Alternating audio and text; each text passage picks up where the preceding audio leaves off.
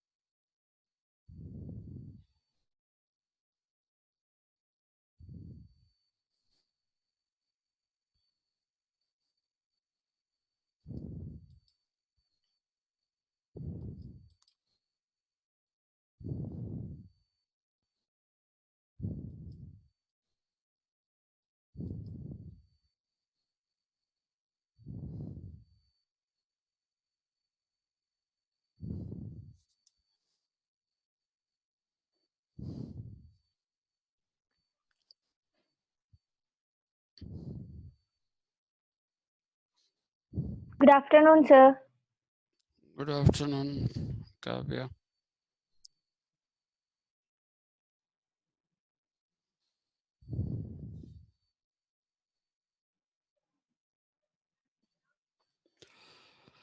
Okay, let's get going. Let's finish off the Saptanga Theory.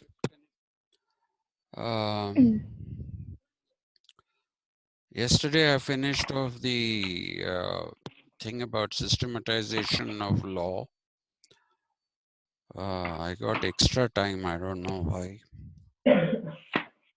So today we'll do Saptanga Theory, and then we'll kind of do Mandala Theory tomorrow. Um,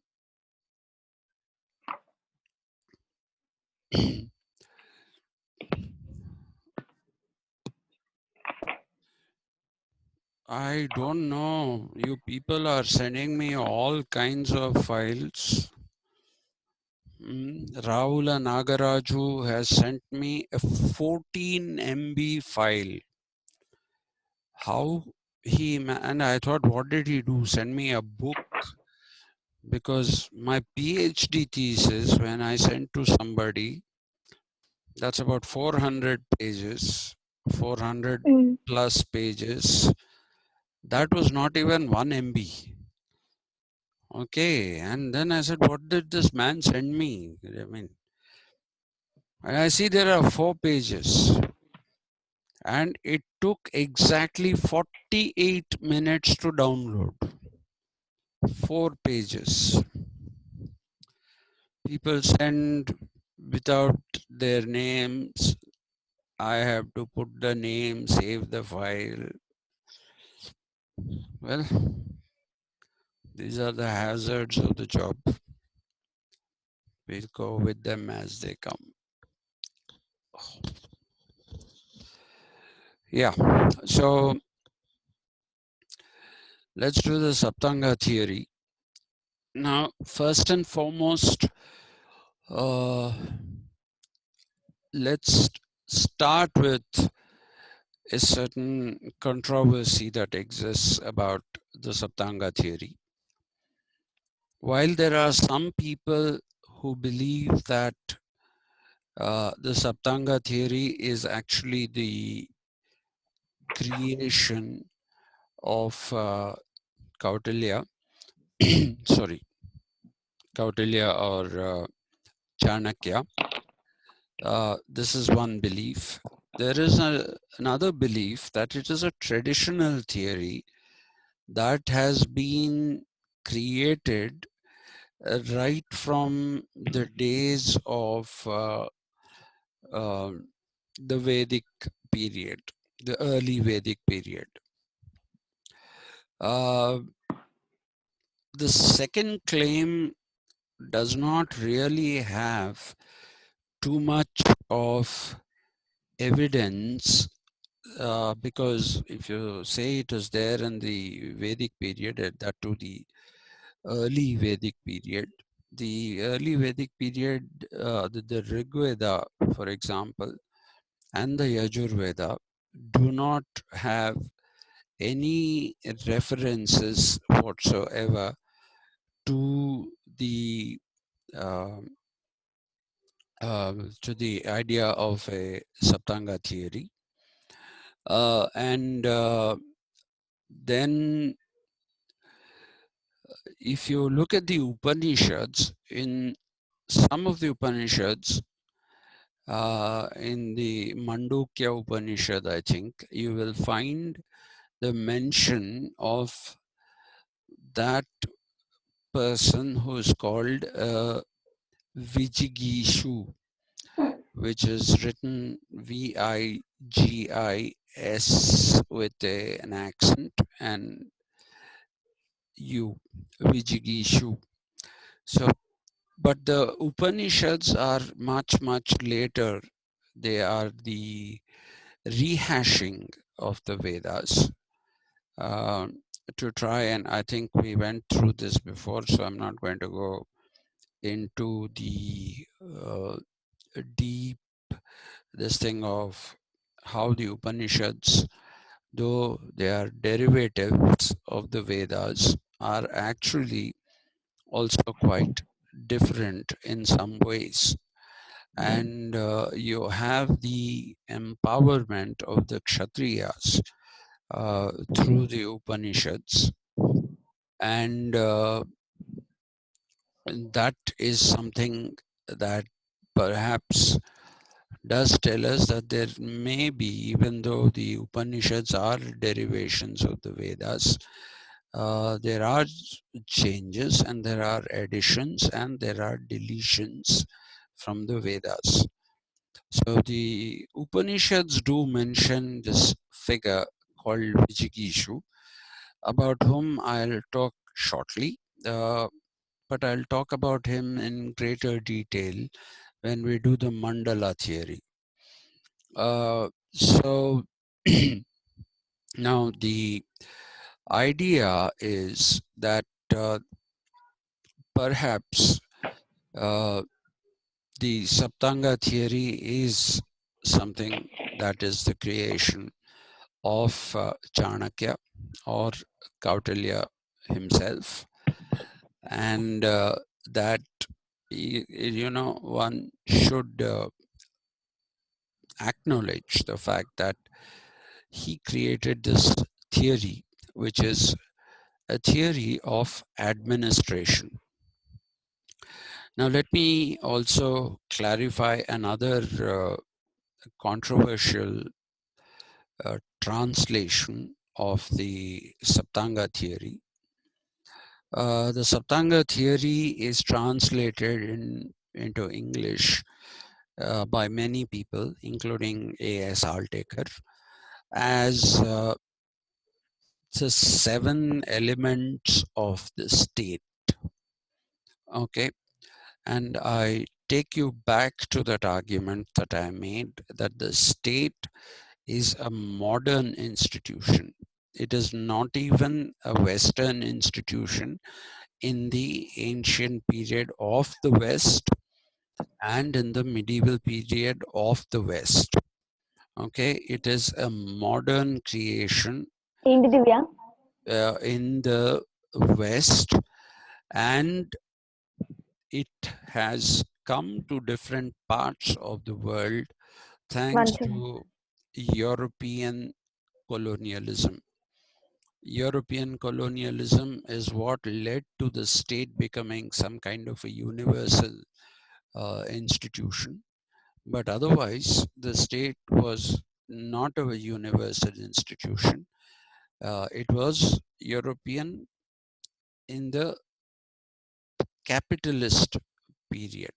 When capitalism came into being, the idea of the state and the modified idea of democracy came into being. So you cannot talk about the Saptanga theory as the 7 elements of this state. Okay, these are not the elements of the state. So some people will say that why don't we just call it 7 elements of a kingdom? Okay, the 7 elements of a kingdom, these are those.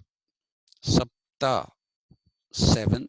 Anga is limbs, the 7 limbs of a kingdom, which again is, well, not really totally unacceptable, but it is also not very acceptable, because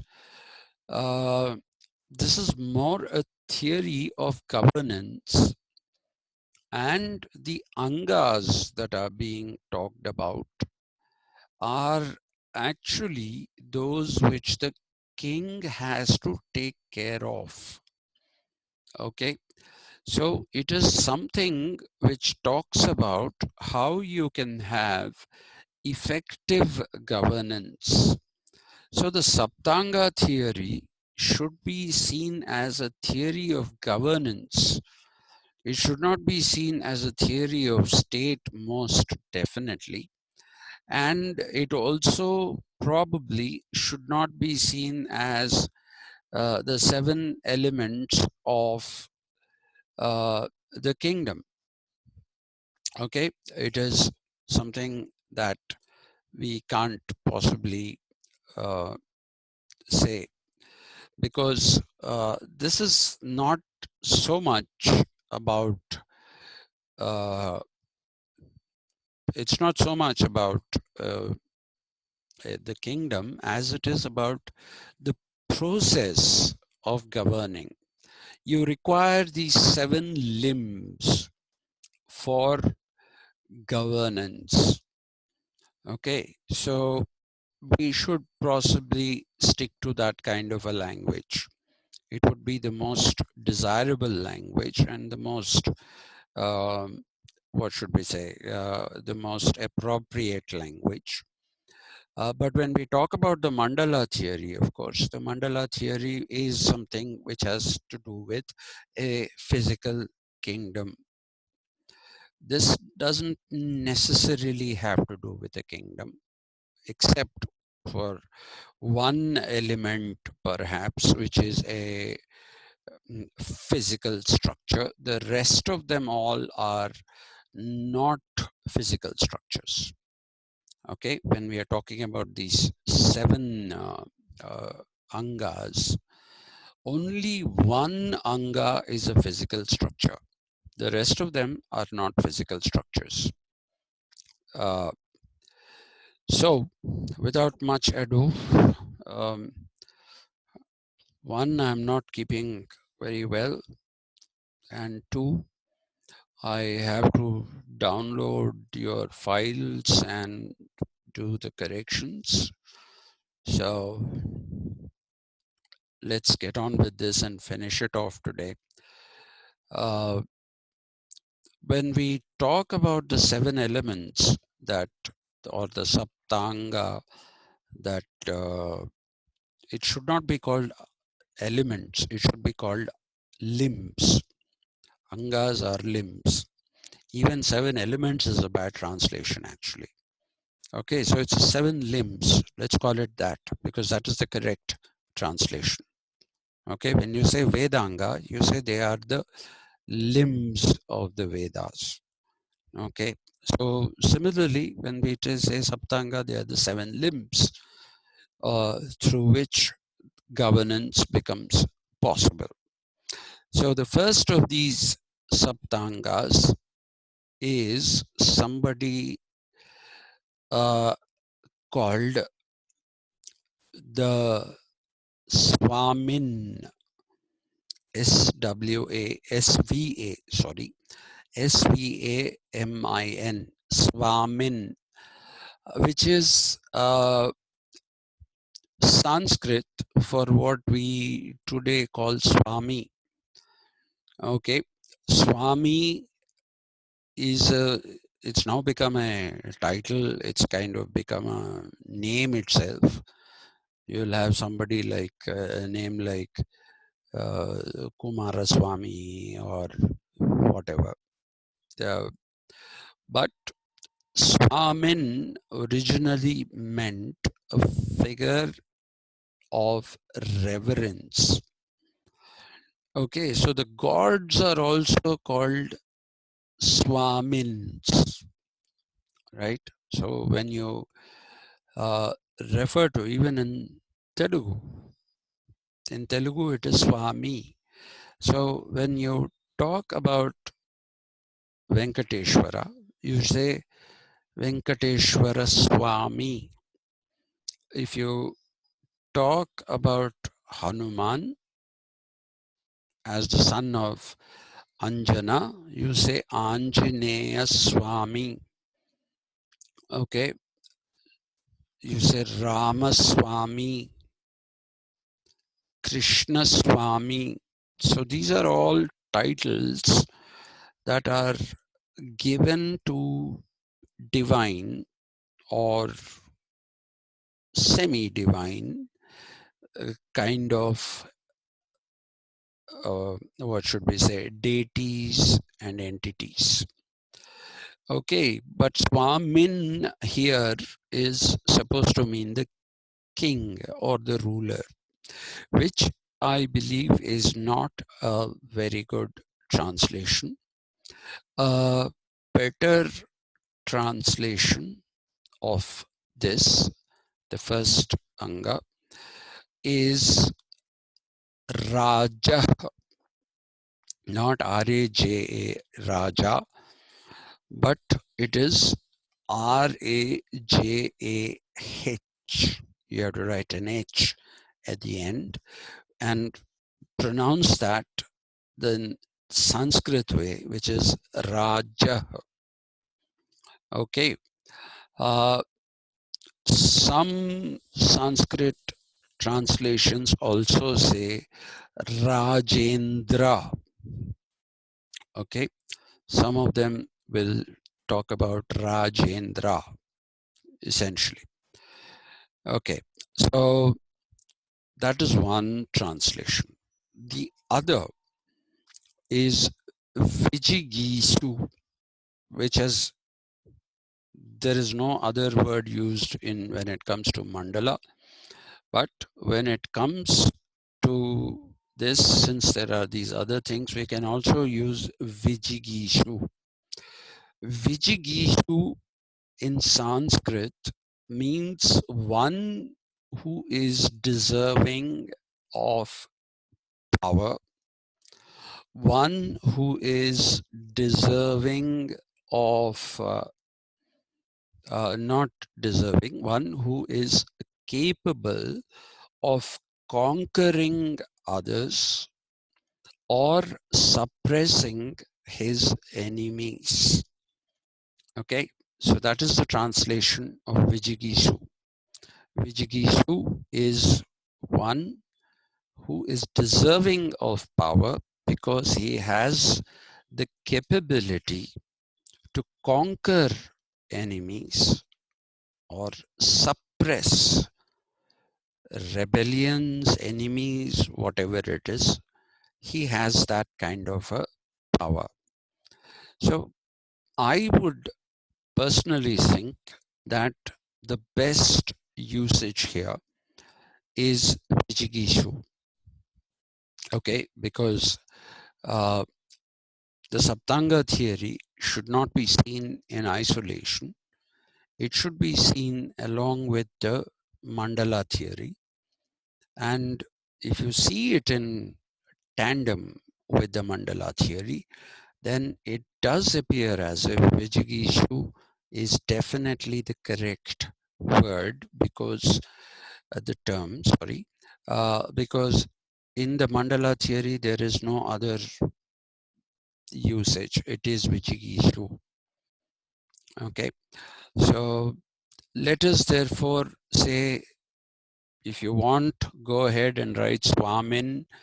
If you want, you go ahead and write Raja. Raja, the ha should come in Sanskrit. You shouldn't say Raja. Okay, Raja is different. Raja is different. And Vijigishu. So use any three or any of these three different titles. I mean, yeah, they are titles given to a ruler, and the ruler of a particular kingdom. That is whom we are talking about. This is the first limb, or the first anga of the 7 angas, or the 7 limbs. Okay, and a lot rests upon the, I will use the word Vijigishu, and that is why Chanakya or Kautilya has put this one at the top. Okay, because he is the administrator. He is the administrator, and this administrator is somebody who should have the capabilities that I've already talked about, to conquer if necessary, to suppress if necessary, and to, I'm very sorry about that. I'm sorry, my voice is going today. I don't know why.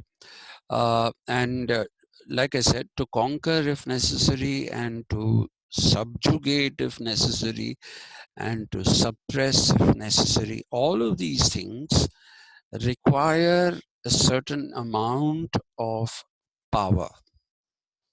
Okay, they require a certain amount of power, and you also require a certain amount of authority.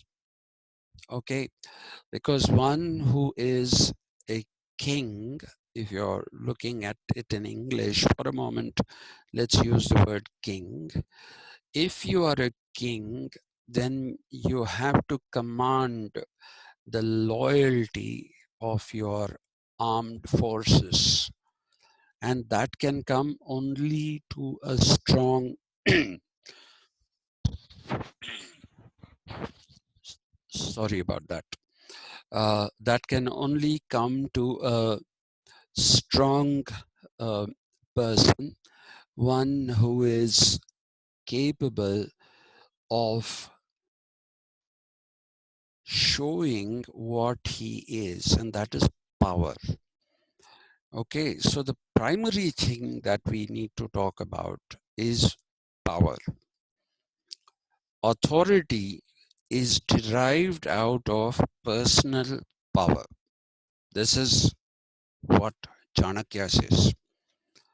Okay, you can have authority. Yes, a king is an authority, but not everybody can be an authority. Okay, that's why he said you first have to prove yourself to be a leader. You have to prove yourself to be a king. I mean, you have to prove yourself as a legitimate leader. You should have people following you. You should have the armed forces which are loyal to you. So when he's saying all these things, then what is he basically implying? He is implying power. Okay, and it is from power that authority is derived, from personal power. Personal power. Some people can control others very well. Okay, and those are the ones who have power over others, right? And then you'll also see that there is a third component along with power and authority. There is a third component which goes by the nomenclature of influence. Okay, you'll say influencers. Of late on the internet, there are a number of people putting out lectures. So let me be honest and make a confession. I thought all kinds of people are putting out lectures, and anyway, I'm taking these classes. So even I'll put my lectures on YouTube, and I have put them on YouTube, and I've made them public. Okay. There, previously, I put it as unlisted, which means you had to click the link to get to my lecture. But now anyone can access my lecture. right? And the other day, casually, I looked at the analytics, and the analytics show that I have had something like almost 5,000 people who have visited my lectures, and I also have every day at least 70 unique visitors. Unique visitors are those who are not repeat visitors. Okay, those are different again. People who visit again and again, those are repeat visitors. What I have is unique visitors who are about 70, 80, like that. So they put this thing saying that I am now getting into the category of influencers according to the YouTube analytics. Okay, and there are all of these marketing gurus and various అంటే people. Plumber వాడు వస్తలేడు plumber ఆడికంట నోరు ఎత్తుండు అదే అల్లది పోస్తున్నాడు కదా రేపు వస్తాడు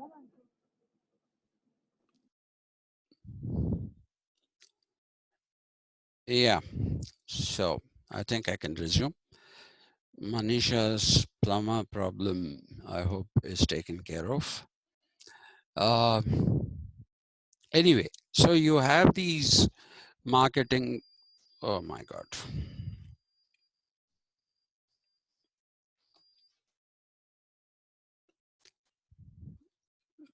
Are you there? Can you hear me?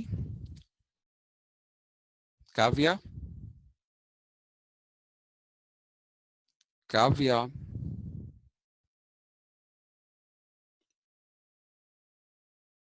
Manisha?